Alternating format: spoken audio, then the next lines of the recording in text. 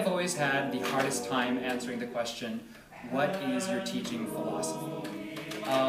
As a teaching artist, I think that I change and I'm different every single day. And I can tell you for a fact that after working with teenagers, they are different and they change every single day. So I think it's incredibly important to maintain an openness and a flexibility in order to write the best prescription for that day. Important it is to keep that so we can come together and create something beautiful. But through all of that, I think it's really important for me to create a safe space for kids and for myself to mess up, to sing wrong notes or to make bad sounds. I want the kids to know that it's not about the fact that you messed up, but how do you recover? It's okay to fall, but the real magic is in how you get up. I would have to say one of my proudest moments as a teacher was actually this year. When speaking with some students about the budget cuts that have happened in California and how that has directly affected the middle school programs, we were talking about how they might have grown up differently or what their experience might have been like had they not had access to music education. And they decided to take action, and they decided to develop a 6-week intensive music program that would be added to an after-school program at a local middle school that had no music program whatsoever. And I helped them design some of the curriculum, but really most of it was completely their ideas and their thoughts.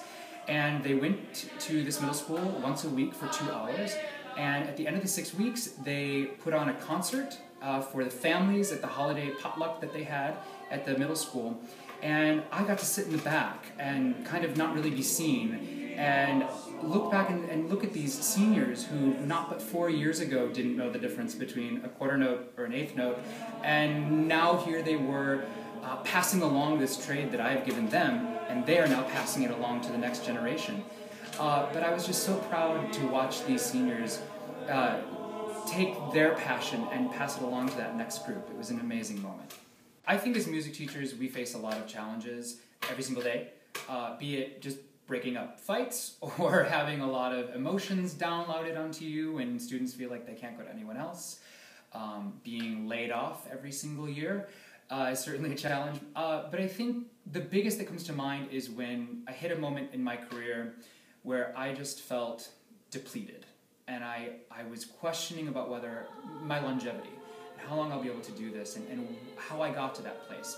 And I realized very quickly that I was giving a lot of music. However, I wasn't taking a lot of music into my own life, my personal life.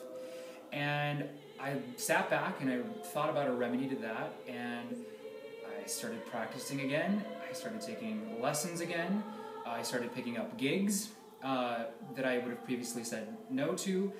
And I realized, and I watched all of this energy and all of this life come back to me in such a short period of time. And it was a really light bulb moment, because I realized that you can't be a perpetual teacher of a craft that you love unless you're willing to be a perpetual student. I would have to say that my personal vision for music education would first and foremost have to be just maintaining a presence. Maintaining a presence in your school. Maintain your presence in your city, in your neighborhood, in your state. You know, we live in an age today where we always have a cell phone in our hand or earbuds in our ears. And I think that now more than ever, it's pretty safe to say that music is a part of everybody's life in some way. And I think it's also pretty safe to say that music isn't going anywhere anytime soon. I would like to think that I've made a lot of impact on my students' lives, hopefully as much as they have made on mine. But when thinking about those students that, you know, especially in an urban environment, have so many reasons to not come to school, and faced and overcome so much adversity, and to think that while their attendance might have been spotty in this class, or their grades might have been a little rough here, that never once did they ever show up so much as a minute late to music class. And to know that the time that we've had together and my role in their life has been a part of their decision to come to school every day for 4 years, and to walk across that stage and pick up their diploma, and to turn the next chapter in their life, and to think that I played a role in that, I can't think of any greater impact than that.